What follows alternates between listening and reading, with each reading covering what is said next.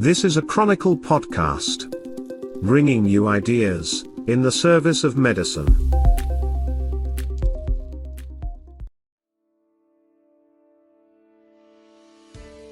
Greetings and welcome to Shear Listening Pleasure with your host, me, Neil Shear.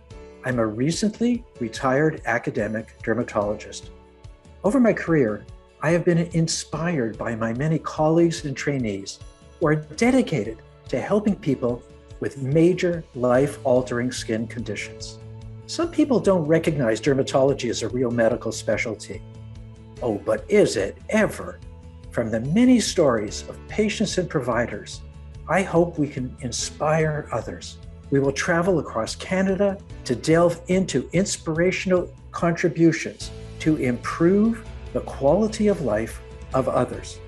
Very few specialties have as many diverse diseases as dermatology. So without any gory photos, just friendly chats, we will take you into a world behind the scenes, a world of caring, compassion, and inspiration. Finally, I must acknowledge Leo Pharma Canada for their support of Shear Listening Pleasure. I just want to welcome everyone who's listening to my interview today, which is with Dr. Beth O'Brien, who's an associate professor at McGill and been a long-time colleague and friend. Very thrilled, actually, that she's here today. She has so much to share. And for those of you who don't know Beth, I think of so many pivotal moments in my life where there was something that she presented or said that I still remember and think, wow, that was a real eye-opener. And Beth, that goes beyond your great skills in photography and how to properly take pictures. It really was that innovations in education session where you talked about the generational differences. And I was still a bit fuming from the educators who were speaking, who were always terrible speakers. And so I'm sitting in the room and I'm listening to you. And then all of a sudden it hit me. And that's why I remember it, that I worked in a group of people who were all of different generations, not just from me, but from each other. And suddenly it was like, oh my goodness, I had no idea just about that. Did somebody impact that on you? And is it still part of it now? We're moving into different generations of people who are, whether anti-vaxxers or infophobic, as I call it, all this sort of stuff. How does this fit into your professional life?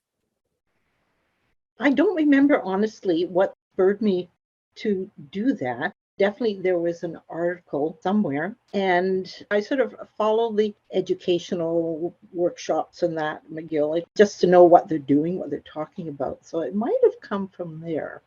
But yes, realizing that our own resident group was very different. At staff meetings, we would be, why don't they do this? And so, yeah, it just caught my interest. I mean, is it a conscious thing if you're working with trainees coming up that you know that they're at a certain level in their training and they have certain experience already in medicine, but do you think of it as a part of your process in your mind? You think, oh, this person is a generation whatever, and I'll just keep an eye on something, or what?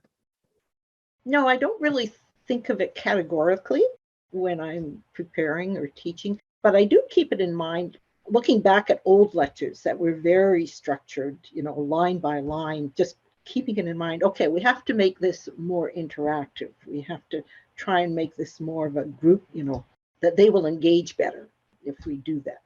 During morphology teaching sessions, I would try and structure, say, okay, pick on a junior and then an intermediate and then a senior to answer questions. And then you told me about your idea of calendars. And I had used a similar thing with colors. Yeah, I'd hold up, okay, who's got this color and who's got that color? So I chopped up calendars for a while. And now we're doing everything on Zoom. And I use the wheel of names. It's a little more random. You're not purposely picking on a specific resident. And if you happen to pick on a junior resident for a really complex thing, you just, okay, let them start. And they say, okay, do you want to call a friend? Yeah. That's really a great idea, because I know we do that sometimes when we're running a meeting. We'll have this circle come up to, give a prize for people who are still hanging in on the meeting. And their names are all there, but I never thought of it in the same context as, if you will, the Zoom equivalent of the calendar. So I'll explain to people who don't know the calendar. Basically, when we would do our resident program every Friday. One of the staff would be chairing it and would pick on residents. Oh, so-and-so, what about this? And so-and-so, what about that? And I thought, well, basically, as I got more and more removed from that level of training, I didn't know who all these people were because I wasn't on the selection committee anymore. And also I thought, well, that seems unfair. So I just would take a calendar and cut up the boxes of each date. So it would be a number, and I would just have people reach into a bag. We'd start off and I'd say, okay, so number one, what do you think about this? And number one would be one place and number two would be another place. So it was a nice way of doing it. I think it really threw the residents off. They thought I was crazy, but I don't know that anybody else ever picked it up in Toronto. I just thought it seemed to be a fair way to deal with stuff. So that's cool. That's nice to hear. One of the things, especially for trainees, in terms of career, it's interesting, when you apply to dermatology, there used to be a point where they would come up and beg people to be in dermatology before it was our time. And then it became incredibly competitive. And during the early CARMS years, when I was at meetings, people would sort of, mock me because I was in derm until somebody asked the CARMS person what was the most competitive program to get into in a primary entry. And everybody was sitting there with their chests puffed out, et cetera. And she said, oh, dermatology. And everyone looked at me. I remember everybody looked at me as aghast that that would be the case. How did you end up in dermatology? Actually, I attribute it to Odette Fournier-Blake, who is still in practice. We live in the same neighborhood, actually, but we were in Ottawa. I was a fourth-year student on the internal medicine ward. She was my intern, and she was going to start dermatology residency. And at that time, I was starting to think about what I was going to do, family medicine, specialize. I think I'd had 2 half days in dermatology where we went around and looked at people in the hospital. It wasn't very inspiring. So she encouraged me to try and get an elective and try it out. So I managed to get an elective with Dr. Jackson. I really lucked out. And it was mostly in his office. He's so hands-on when he's teaching. I still have vision of him peering over my shoulder as I'm examining patients. But no, that really turned me on. And he was so enthusiastic. That's the one thing that always struck me, Dr. Jackson. He never lost his enthusiasm and his curiosity. So that really inspired me. So I applied and was lucky to get accepted. At the time, Ottawa was part of the McGill program. They weren't certified for full programs. So we all had to do at least part of our training in McGill. So I did my first year in Ottawa and then went to McGill. And it's actually because of my husband that I probably stayed, because he was working for the government looking to try something else. And within our first year in Montreal, I got a job with a shipping company to computerize their operations. So we stayed. By the end of my 2 years of training, I was quite happy at the Montreal General with Dr. Forsey, part of the teaching staff from day one. And he was happy. So here we go. How many, 40 some odd years later, 2 houses and 3 kids later, we're still here. No, we fell in love with Montreal too. Yeah, it's hard looking back. I know people have to structure their applications and do all these things, getting into medicine, getting into a specialty, having a backup plan, all these things. And it's shifting sand. So it's not always going to be the same. Everybody's going to have a different story. And yes, I think there are a lot of similarities. There was a lot of happenstance and a lot of things converged and other things probably diverged, but you ended up where you are. But what I do tell some of the trainees, especially the fellows, so when you look back on your career, to me, it's like the half pipe. And that thing with the skateboards and they're going down and you go back and forth and back and forth. And at the end, you're just standing in the middle. And I said, you look back and you go, gee, you know what? I was there. I didn't know I was going to end up there permanently. And you are. It just seems to happen. But you look back and you think, I don't know why that. I remember I was at I guess it was in internal medicine, and one of the dermatologists in Hamilton was presenting something and mentioned chalones in the skin or whatever. This was well before we knew about interleukins. And I thought that was so exciting that there was all this science of what was going on in the skin, stuff we just look at all the time and take for granted. And there was no science. It was terrible. But little did I know, but look at what we have now. How do you keep up with, now we have JAK inhibitors and we have all these things. Do you ever feel like it's getting to be too much, or is it something that inspires you? I've sort of given up trying to absorb and memorize all that. I feel I'm beyond memorizing all the new technology. I do try and attend our weekly rounds, and the residents, go through Bologna chapter by chapter and keep up that way. Otherwise, to try and keep up with the literature on your own is so daunting. I'm amazed at how much things change. Do you try to specialize on the kind of stuff you want to see or what you see your role is now with the patients that you see? Yeah, I feel quite privileged that I'm able to focus on just areas of interest. Throughout my career, as you said, I never planned anything really. Didn't know we were going to stay in Montreal. Always knew I wanted to teach, but that was the only constant. Early in my career, I was very interested in skin cancer, photobiology, partly because of a talk that RJ assigned me at one of our resident rounds at the Montreal Derm Societies. And it was on the difference between aging and sun damage. And this was back in the 70s. At the time, there was very little. I was digging back through the archives for articles on fishermen and farmers and railway workers from the 40s and 50s. And Dr. McKee was just starting to do her research in Scotland on UV photobiology. So for a while, that was my focus. When I give talks on skin cancer and sun damage. And sunscreens were just coming out. But I felt I was sort of ahead of the ball on that. Well, then my practice was in a clinic. I moved from a semi-private office to a multi-specialty clinic, and there was a large pediatric group upstairs. And so I got the reputation in Montreal as being a pediatric dermatologist because I was seeing all these kids. And people thought I was associated with the Montreal Children's Hospital. I said, no, I just see a lot of kids. And then as my practice went on, I developed an interest in lasers. I forget how, but the Montreal General, we had a multidisciplinary laser center run by Dr. Williams, who was an excellent plastic surgeon. And so I joined the laser committee and learned how to do pulse dye laser for birthmarks and other vascular things. That was very interesting, and I gave a few talks on lasers. And then I realized at a certain point that if I was going to continue, I'd have to get deeper into cosmetics, which did not interest me at all. I was happier doing the huge, horrendous port wine stains, than doing the cholangioplasia and spider nevi. So I recruited Eri Demergen to take over the laser as the sort of laser person in the division. And so he took it on and carried on. About that time, I got invited by the lupus clinic, which is quite well known. The Montreal General Hospitals had a dedicated lupus clinic with interdisciplinary clinics. It's been running now for over 20 years.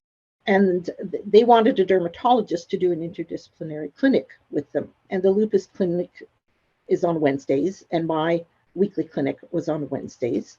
So I'd be happy to. So it started out just combined clinics every 2-3 months. But then I started following people in my clinics and started getting referring more and more patients. So it was a steep learning curve to get up to speed with all the variations in that. And that I have continued up till now. And it's been fun. It's been interesting. So I got involved in the Rheum Derm group. And then it became sort of a complex dermatology clinic. We call it immunodermatology clinic.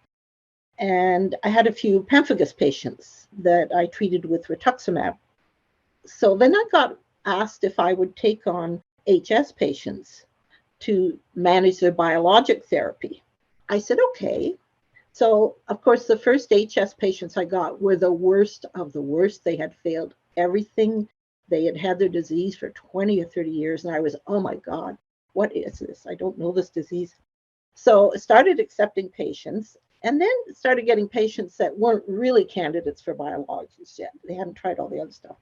So I decided, no, we have to do the screening. We have to decide who's a candidate for biologics. So started accepting relatively less severe patients. Well, the floodgates opened and I started getting more and more referrals, and they were squeezing out my lupus clinic. And of course, they come in, take a long time. They had dressings, odor. So I said, oh, no. We need a special place for these people. So I set aside one day a month from my lupus clinic and set up an HS clinic. I've always wished I had been trained to do more research. I admire people like yourself that, have been in research, and Cheryl Rosen is one of my role models. I just never had the training or the time. I didn't know how. But when I set up the HS clinic, I said, okay, we're going to start this clinic as, a data clinic from day one, set up history sheet, PGA, Hurley, IHS4, pain scales. I said, we're going to document. Yeah, I got really interested in the HS groups. And that was back in the early days. I think the first meeting in Toronto and Detroit with Afsana.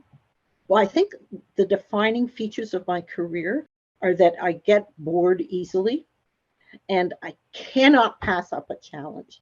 My husband used to tell me, when you go to a meeting, sit on your hands. Don't, say, oh, yeah, I want to do that. That sounds really interesting. And I love researching and learning new stuff. So our HS clinic has been going now for about 5 years officially. And then I started doing surgery. I saw that for some people that have chronic localized disease, surgery is really the best option. And then at one of the Detroit meetings, we got introduced to ultrasound with Ximena Wertzman from Chile. And it made perfect sense to me. I said, of course, if you can change the staging of somebody and sort of preview what you're getting into in surgery, it makes absolute sense. So I managed to share a laser with rheumatology. It was an old laser. It was about 15 years old at the time, that had been given to them to do studies. And it was one of these big ESO things. But it had variable frequency, so we could set it to the high frequency range. And it was very nice. I shadowed one of the rheumatologists for an afternoon. And then he put me in contact with the company, and they sent a sales rep up to teach me just how to use the machine. Spent about an hour and a half with me. And then to practice, because I practiced on my knees and my dislocated toe and things like that. And then I asked one of my HS patients if he would be willing to come in for an hour or so and let me practice on him. And that so became relatively proficient. Of course, with COVID, that all went by the wayside. And then rheumatology started using their laser more. They now have a laser clinic and they train the residents. So we have a grant to set up a community of practice for Quebec. Really felt that our Francophone patients were being left out of a lot of the support, mostly in English. And so together with Hélène Veillette in Quebec City, we decided to sort of collaborate. We managed to get a grant from AbbVie to support the project. And we're developing a website, and we're going to develop teaching tools, and everything will be bilingual. It'll be in French and English. But as part of that, we wanted to establish it as standard of care. I've long felt that ultrasound should be standard of care in HS if you're doing research, because you can upstage many as a third of patients, and that's going to affect your results. And for surgery, it can really save you a lot of disasters when you find a big vessel right under a tunnel and you decide, oh, no, I think this better go to surgery. Yeah. So managed to get tied into a research proposal. So we have plans for research looking at the effect on ultrasound on staging and changing treatment decisions. But going back, came to a bit of a crisis time-wise between, I was getting more involved in the HS. I still had my private practice. So I was working about 4 days a week, but spending another 2 days a week on paperwork and whatnot. So I decided to close my private office, which is not the way most people go. Most people leave the academic. My office at the time was mostly skin cancer because I'd been in practice for over 30 years. And you follow the melanomas and the basal cells, and they eventually crowd everything out. With due respect to my patients, it wasn't as stimulating. And I wanted to do more with the hidradenitis. The lupus was, I figured I had sort of maxed out at that. Always regretted that we didn't get more into surgery, but that's across the country. I know Jan Dutz and Cheryl Rosen have all been trying to get some research going, but it hasn't been easy. But anyway, so I closed my office so I would have more time to dedicate to learning more about ultrasound, learning more about doing the surgery. And it just happened that one of our outfunded residents from Saudi had a keen interest in HS, and that's Abdul Hadi Jifri. So he sort of swept in, had study protocols lined up. I would feed him the patients and the data, and he would come back, with a paper already. So yeah, he kept me busy. He was sort of nipping at my heels. And I still feel at heart I'm not a researcher, but I like to be involved. I don't have the patience for research. That's the problem. I'm more of a hands-on, I want to see results. I like to fix things. HS, hidradenitis suppurativa, what an amazing story going back to, of course, biblical records of it. But I used to ask at meetings, who here remembers the first time they saw a patient with HS? It was only about 50% of people who put their hand up. But for me, it was like, there's a disease like this, and it's in dermatology. Oh my God, this is horrible. And all the battles that we've had over the years with getting not just drugs, but then getting the drugs paid for and the government to recognize. And fortunately, I was harsh on the front lines on those. HS has just been an interesting thing, but also as a career, when you get into it, you go, okay, so what do I really want to do? Do I want to, be Pimple Popper MD, as they said in Seinfeld, or do I want to actually do something that's going to have a huge impact?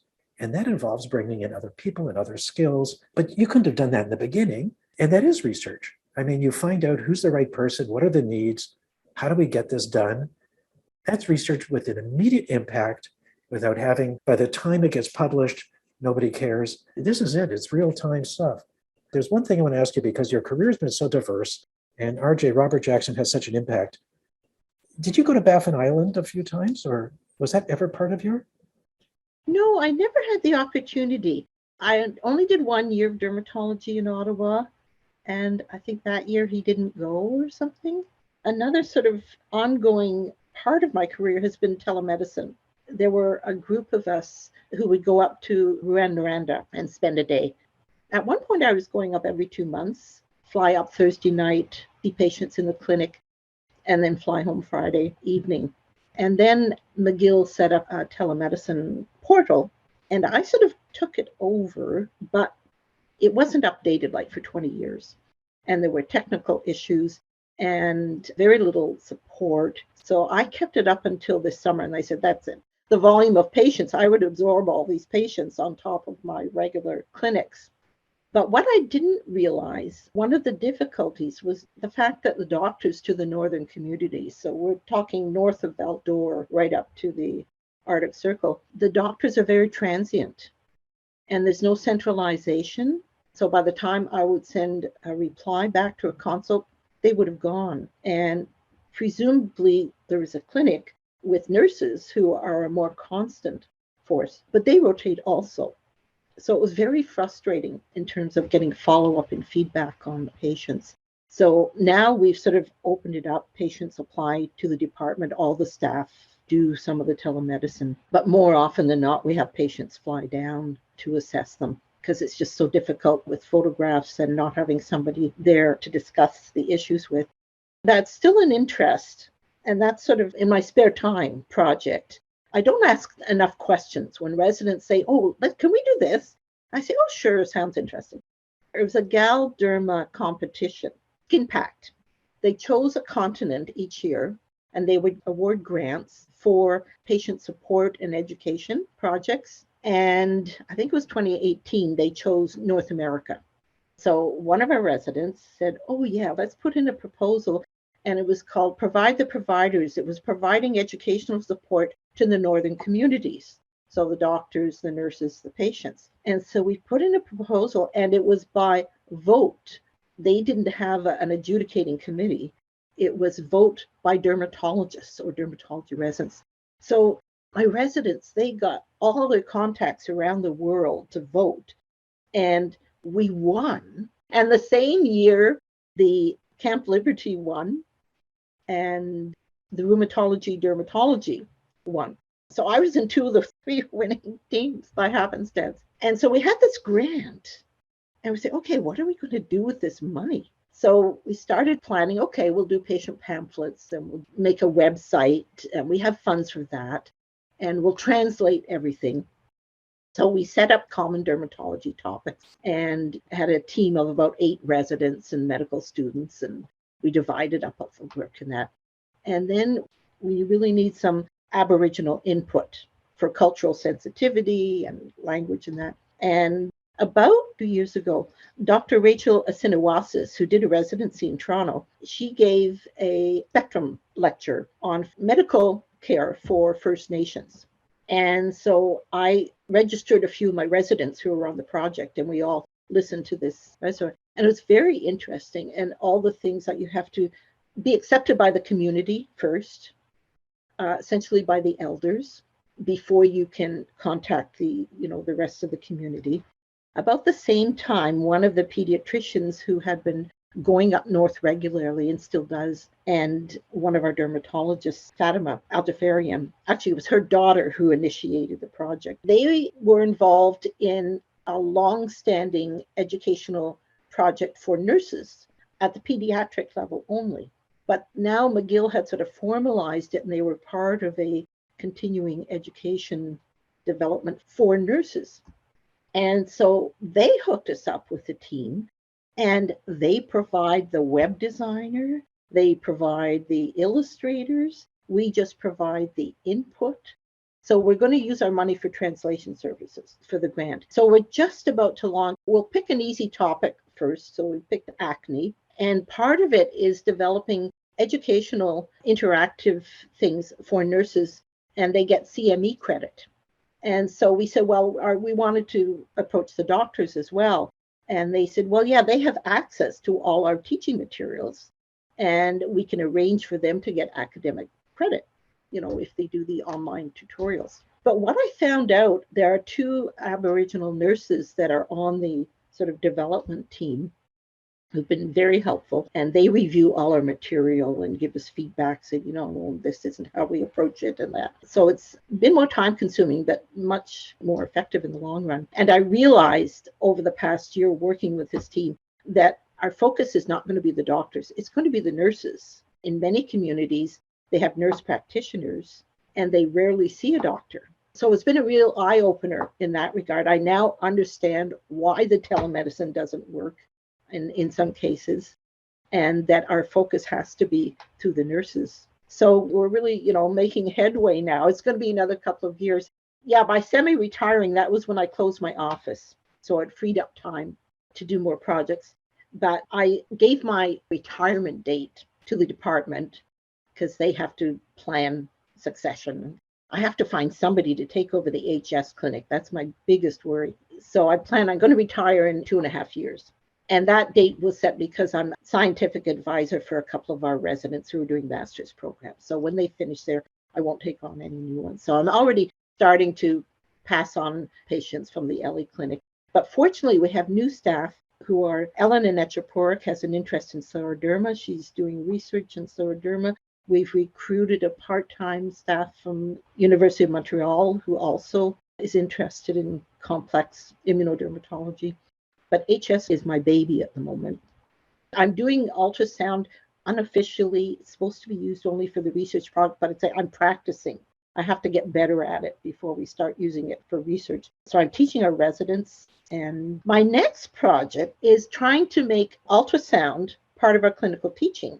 I figure I can integrate it into our morphology. Thanks, Dr. Jackson. I'm still doing morphology teaching on a regular basis. And I integrated dermoscopy into our morphology teaching, and that's been great. So I'm going to integrate ultrasound into our morphology teaching. I'll tell you what I liked about the ultrasound. I don't know that we teach this, but you're in a dark room. You've got the patient and yourself, and you might even be doing the ultrasound, or you have a technician or whoever's in there. But instead of you and the patient looking at each other, both of you are looking at the picture, which takes you out of the paradigm that, I'm the doctor, you're the patient. You're both equal participants in looking at it. And I've had people, when we brought it in, there was one lady it was a cancer issue, but she was just frantic, and an older woman, older than me. I said, no, come in. So I brought her in and said, look, we're just experimenting with this, but I thought you'd be interested. And she looks over here and she says, oh, is this my such and such? And is that and she could read this stuff off the screen. It changed the dynamic in the clinic completely. Instead of me saying words where patients hear blah, blah, blah, blah, blah, and all they're thinking about is how much it costs to park at the hospital, you're both engaged in the same thing. And I try and do that with atopic dermatitis patients. I'll draw a picture on a piece of paper, and the two of us are looking at the piece of paper. This whole thing of face-to-face with the patient is, I think, an old paradigm. I think we lose a lot by doing that. We really need to focus, and the technology is helping us. The ultrasound is an example of it, and it is amazing. And HS is finally getting some attention, and there's more drugs. Well, there's more studies going, but they're challenging studies. Yeah, a lot of studies going. But Beth, I want to thank you so much for this. You're a catalyst for success. You have that special spark that says, we can do this better, we can do this better. And you appreciate what your trainees, residents, and fellows bring to the table as well. Thank you so much for taking the time today to do this and for all the amazing work that you're doing. It's so inspiring. Oh, thank you. It's been a pleasure, Neil. Glad to speak with you. Stay safe. Yeah, you too. Bye-bye.